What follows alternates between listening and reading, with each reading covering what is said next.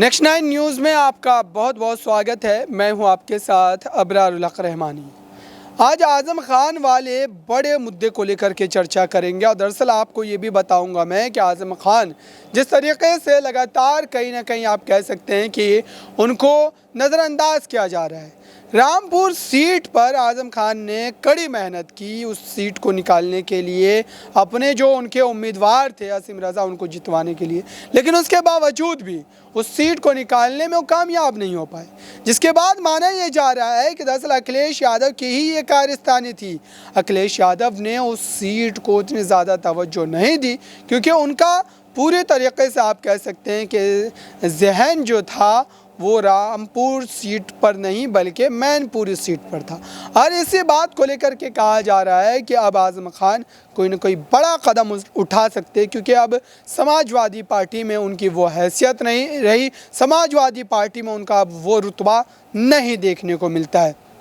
हालांकि आज़म खान ने शुरुआती दिनों में जिस तरीके से समाजवादी पार्टी को लगातार मजबूत करने के लिए जिस तरीके से काम किए थे वो काफ़ी ज़्यादा सराहनीय हैं। मुलायम सिंह यादव के ज़माने से वो समाजवादी पार्टी को मजबूत करने का काम कर रहे थे और जब आखिरी समय अब आया है तो ऐसे में अखिलेश यादव ने भी उनका साथ छोड़ दिया।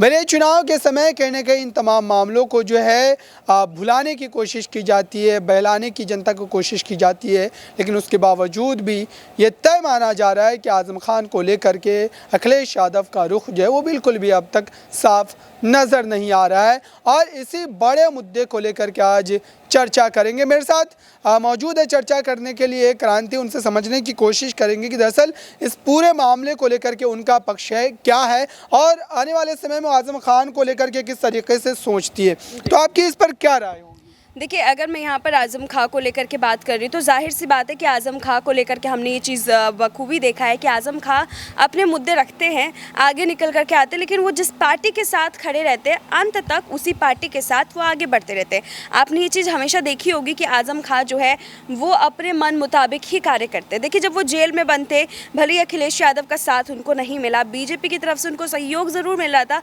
लेकिन जब चुनावी माहौल में उतरने की बात आई, चुनावी रण में अपना दमखम दिखाने की बात आई, तो आप खुद देख सकते हैं कि यहाँ पर वो बीजेपी को उतना साथ नहीं दे रही थी जितना कि वो अखिलेश यादव को। बीजेपी को उन्होंने एक प्रतिद्वंदी की तरह जो है हराया। मैनपुरी में भी कोशिश की कि वहाँ पर भी सहयोग उनका मिल सके। बीजेपी के ऊपर कितने कड़ाके की तंज जो है वो कस रहे थे वो भी हमने सुना अच्छे से। बीजेपी के ऊपर ये भी आरोप लगाया है कि बीजेपी जो है वो लोगों को आगे नहीं निकलने दे रही है वोट डालने के लिए। तो आप ये तमाम चीज़ें देख सकते हैं कि जिसके साथ वो शुरू से जुड़े रहते हैं उन्हीं के साथ वो अंत तक चलते हैं, भले ही उन्हें कितने भी धोखे क्यों ना मिल जाए। तो ऐसे में अगर अभी की बात की जाए तो उनकी कह सकते हैं कि विधायक भी जा चुकी है, वोट करने का अधिकार भी छीन चुका है। तो ऐसे में क्या आप समाजवादी पार्टी में रहना और चले जाना आपके नज़रिए से देखा जाए तो किस तरीके से देख रही हैं? क्या समाजवादी पार्टी के खिलाफ वो चले भी जाते हैं तो उसका नुकसान अखिलेश यादव को कितना उठाना? देखिए, अगर मैं अखिलेश यादव की बात करूं तो अखिलेश यादव को जो है इसका कुछ भी नुकसान खासकर नहीं देखने को मिल रहा है, क्योंकि आप खुद देख सकते हैं कि अखिलेश यादव जो है वो अपनी तरफ से पूरी कोशिश कर रहे हैं कि वो इस चुनाव में जो है वो जीत दर्ज कर सके। हमारे जो दर्शक इस वक्त हमें देख रहे हैं वो भी बात जो है अच्छे से जानते हैं, क्योंकि हम जब भी लगातार जो है लाइव में बैठते हैं उनसे बात करते हैं तो वो उस दौरान भी जो है वो उस मुद्दे को लेकर के बोलते रहते हैं कि अखिलेश यादव या अखिलेश भैया जिंदाबाद। तो देखिए, अखिलेश यादव को ये बात तो पता है कि आज़म खां के जरिए तो उनको वोट मिल रहा था, लेकिन उनको अपने बलबूते पर भी वोट बैंक जो है वो मिल रहा है। ऐसे में उनको इस बात का ध्यान ज़रूर देना है कि अभी जो आज़म खां की जो कोशिश है उस कोशिश को उसी तरीके से चलने दें, उनकी रणनीति को अपनाते रहें। उनको ये पता है कि अब उनके चेहरे पर कोई खेला नहीं हो सकता। और आप देखेंगे कि रामपुर का चुनाव जब पहले हुआ था और आज़म खां ने वहाँ से चुनाव लड़ा था तो जीत दर्ज की थी, लेकिन वहाँ पर उन्होंने अपने चेले को उतारा, फिर क्या हुआ, फिर वो हार गए। तो यहाँ पर ये बात भी अखिलेश यादव को समझनी होगी कि अगर आज़म खां खुद उतरते हैं तो ही वो जीत दर्ज कर सकते हैं, अगर वो किसी और को उतारते तो शायद जीत नहीं दर्ज कर सकते। तो मुझे लगता है कि जो अहमियत आज़म खां की पहले तक चली आ रही थी, क्योंकि अखिलेश यादव का हमने एक रूप तो हमेशा देखा है कि अखिलेश यादव जो है जिससे काम होता है उसको बहुत संभाल के रखते हैं अपने साथ, और जिससे काम नहीं होता है उसको मतलब पार्टी में रखते हैं, लेकिन एक ऐसे तौर पर रखते हैं कि ठीक है आप है या नहीं है उससे कोई फ़र्क नहीं पड़ता। देखिए, अभी जैसे चाचा शिवपाल ज़रूरी है तो उनको बहुत प्यार से रखा हुआ है, और उसी के अलावा आप देख लीजिए अभी आज़म खां को लेकर के पहले भी हमने देखा कि उन्हें पता था कि जेल में बंद है, इनके ऊपर कार्रवाई चल रही है, आगे चल के कोई बुरी खबर ही आएगी, तो उन्होंने मिलना तक छोड़ दिया था। तो देखिए ऐसे में आज़म खां को लेकर के मुझे यही साफ तस्वीर दिखाई देती है कि अखिलेश यादव जो है वो आज़म खां को लेकर के कुछ भी नया नहीं सोचेंगे, जो चीज़ जैसे चल रही है उसको बस चलने देंगे। अगर यहाँ पर आरोपों की बात की जाए, आरोप जिस तरीके से लगाए जाते हैं कि दरअसल आज़म खान की अब ज़रूरत नहीं, इसलिए लगातार अखिलेश यादव उन्हें नज़रअंदाज कर रहे हैं, लेकिन क्या वाकई ये सही है? क्योंकि रामपुर लोकसभा सीट जो है वो समाजवादी पार्टी ने खो दिया, वहाँ पर जो है बीजेपी के कैंडिडेट जीत गए, उसके बाद फिर विधानसभा उपचुनाव हुए, वो भी बीजेपी जीत गई। तो ऐसे में क्या आज़म खान का जो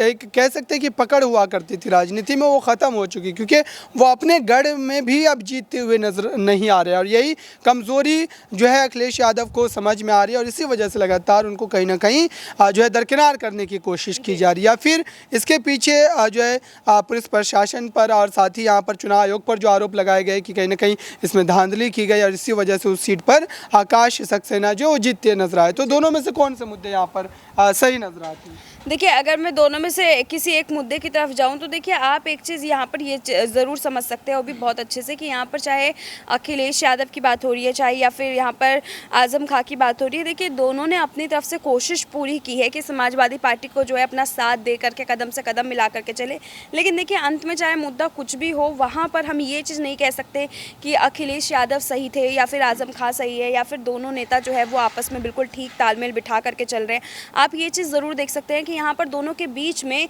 जो इस वक्त माहौल देखने को मिल रहा है वो काफ़ी ज़्यादा गमगीन है। जी बिल्कुल, इस पूरे मामले को लेकर के लगातार उत्तर प्रदेश की सियासत में गहमा गहमी बनी हुई है, लेकिन अब देखिए कि इस समय अगर बात की जाए नगर निकाय चुनाव को लेकर के, तो इसमें ख़ास तौर से जो कहा जाता है कि समाजवादी पार्टी का जो वोट बैंक है वो अल्पसंख्यक समाज है, यादव समाज है। तो ऐसे में क्या आज़म खान की लगातार गिरती हुई इस मकबूलियत को इस बात से तौला जाए कि अब अल्पसंख्यक समाज का जो वोट है वो समाजवादी पार्टी के पक्ष में नहीं जाएगा, क्योंकि समाजवादी पार्टी में एक बड़े चेहरे के तौर पर आज़म खान को देखा जाता था, लेकिन अब वैसी बात बिल्कुल भी नज़र नहीं आती है। तो वोटों के नज़रिए से अखिलेश यादव को क्या अब नगर निकाय चुनाव में नुकसान होने वाला है, और उसकी एक बड़ी वजह आज़म खान बनेंगे? देखिए अब्रार, बिल्कुल आपने ये बात बिल्कुल सही कही है कि यहाँ पर वोट संख्या हम देख रहे थे कि यहाँ पर आज़म खां को मिल रही थी, वो वोट संख्या उनके करीबियों को मिलती हुई नज़र नहीं आ रही, जबकि उनके करीबी को ही यहाँ से टिकट दिया गया था। बावजूद उसके हमने देखा कि नंबर खेल में हम कौन आगे हुआ कौन पीछे हुआ,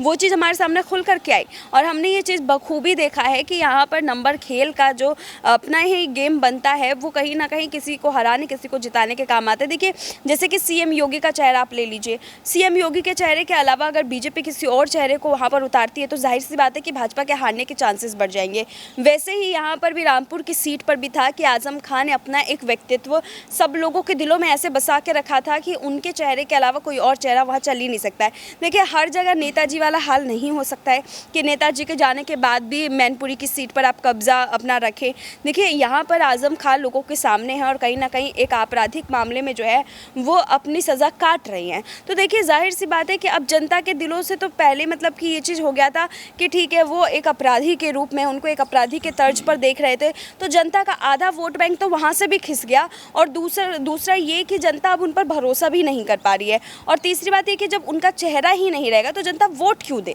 तो देखिए ये तीन सबसे बड़ी बातें मेरे सामने खुल करके आती है, जिन तीन चीज़ों को लेकर के हम ये कह सकते हैं कि यहाँ पर जो है नगर निकाय के चुनाव में इस चेहरे से फ़ायदा तो अखिलेश यादव को नहीं मिलेगा। बिल्कुल, इन तमाम सवालों का जवाब देने के लिए बहुत बहुत शुक्रिया। तो ये आप कह सकते हैं कि उत्तर प्रदेश की सियासत में इस वक्त जो तमाम ताज़ा तरीन हालात थे वो आपको मैंने बताए। फ़िलहाल के लिए बस इस रिपोर्ट में इतना ही। देखते रहिए ताज़ा तरीन खबरों के लिए नेक्स्ट 9 न्यूज़ को। धन्यवाद।